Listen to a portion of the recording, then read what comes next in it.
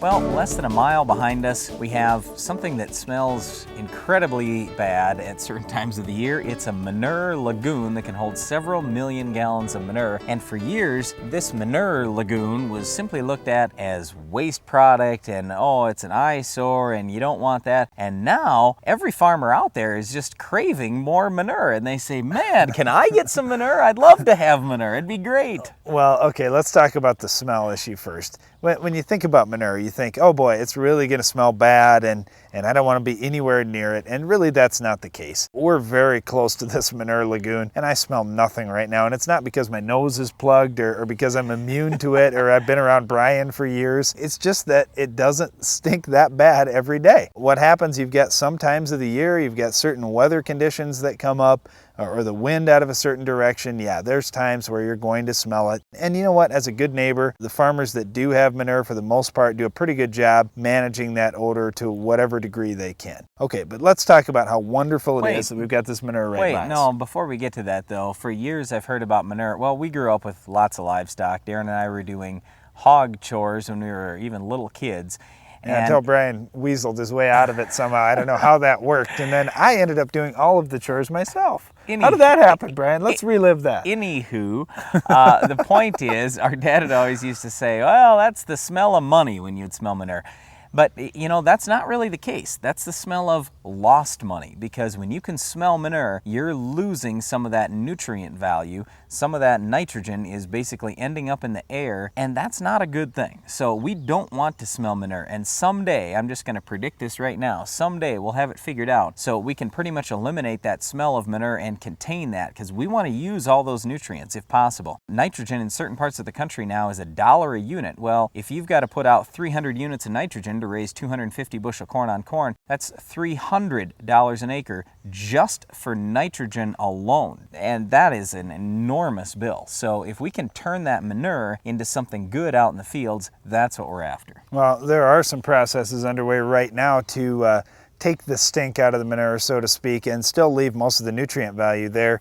And that's a topic for another show. But let's look at manure and how you can use it on your farm, how you can use it to help benefit your crops, but also to benefit your soils long term. Well, one of the things we did a few years ago is we started doing some zone building, and what we found is deep in our soils, we didn't have a lot of nutrients there. So we started putting in some fertilizer deep, and then we decided, you know, we're injecting liquid manure. Let's try some liquid manure behind a zone builder. And so this summer, when we were doing a root pit out in a continuous cornfield where we had done some deep zone building a few years ago and put manure deep, we saw some black streaks running down in the soil. In other words, basically, we're building soil down even up to 20 inches deep in the soil by putting that manure there and letting it decay, decompose, letting plant roots get into it over a few years. We're creating black soil. It's really fun. So we don't have a lot of topsoil around here. We're not blessed with 3 feet of topsoil or anything like that. In a lot of cases, we have 4 inches, maybe 8 inches of topsoil. And so anyway, we dug this root pit, and you see a whole bunch of the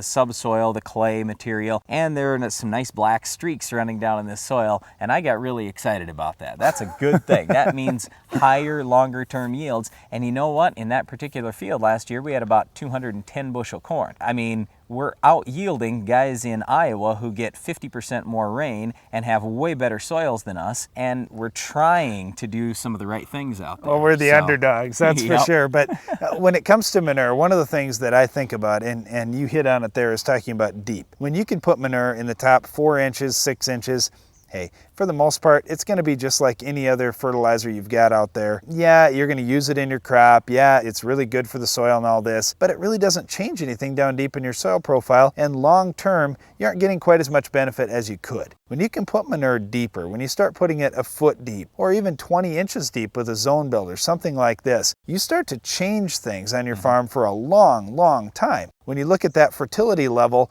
in the top 6 inches, then 6 to 12, 12 to 18, and 18 to 24, this is one of the things I was really amazed with what Francis Childs did on the eastern side of Iowa a few years back, is he built the soil profile down 3 and 4 feet, he still had good nutrient levels with long-term manure application. We'd love to do that on our own farm too, to not just focus on the top 6 inches or foot, but focus on that second foot down, and you get 2 feet of good fertility in your soil. All of a sudden, when it dries out in the summer, your roots are going down deep looking for water and nutrients. They're finding it, and your crop doesn't shut off just because you didn't get rain for 2 or 3 weeks in the middle of the summer. You still get good crops really no matter what the weather does. And here's the other big side benefit. It's better for the environment when you inject that manure a little bit deeper. You have less smell, you have less runoff, and you've now put a lot of that phosphorus that the government is all worried about. You put a little more of that phosphorus a little deeper in the soil. When phosphorus gets a little deeper in the soil, in heavy clay soils like we have around here, it's not moving, period. It's not going anywhere. And why the government gets so worried about phosphorus is it is generally the limiting factor for algae growth in water. So whether it's lakes, rivers, streams, whatever, if we can hold that phosphorus in the soil so it doesn't run off when you have soil erosion, then you don't end up with more algae in water and you get more utilization out of that phosphorus in your crop. Now, one of the things that scares some people about manure is that there's a lot of bacteria in manure, just like in any waste product from an animal. So when you look at your soil, it's important not to think of it as just a potting soil and there's nothing alive in it, it's just sterilized dirt. That's not the case. Soil is alive, and there is some side benefits of using manure, getting more bacteria out in your soil and getting things to really work in your ground. But here's the whole thing. You can't overdo it. We've run many tests on our farm with different levels of manure, and when we start really increasing that manure rate, then we actually start going down in yield. So for example, on our farm, we think that about 4,000 or 5,000 gallons of liquid dairy manure out in the field is about where we end up with maximum yield gain. So we do that supplemented with commercial fertilizer. When we up that rate to 8 or 10,000 or 12,000 gallons of dairy manure, yeah, we need all those nutrients, but we end up getting so much salt out there because of the manure that it actually can hurt the soil, especially because we're in a drier climate here. We don't get 35 inches of rain or anything like that. We typically get 22, 23 inches of total precipitation over a 12-month time span. That's not a lot, and when you have lots of salt in our soils in a very dry year, it really does hurt plants. So just don't overdo it with manure. Well, with manure too, people get nervous when they hear you're putting on several thousand gallons of manure on an acre. Well, an acre is 43,560 square feet, and manure is mostly water. When you're talking about liquid dairy manure, you've got so much water in there. Yes, there's quite a few nutrients too, but the reason you have to put so much in or on the field is because there's a lot of water. So you really aren't deluging your field with manure. You're just getting some nutrients out there for the most part for part of their needs for the season, not your full nutrient load for the whole year. Well, once again, manure is a great thing if you can keep that smell out of the air and get it into the soil. Try to do the best job you can on your farm, saving the manure, injecting it into the ground, getting it covered immediately so you can hold the smell down, you can hold the nutrients in, and you will raise a better crop. Just make sure you don't overdo it with manure and get too much salt out there so you actually hurt the crop instead. Well, one other thing that can hurt the crop is having weeds in your field like our Weed of the Week. We'll show you how to get this weed under control later in the show.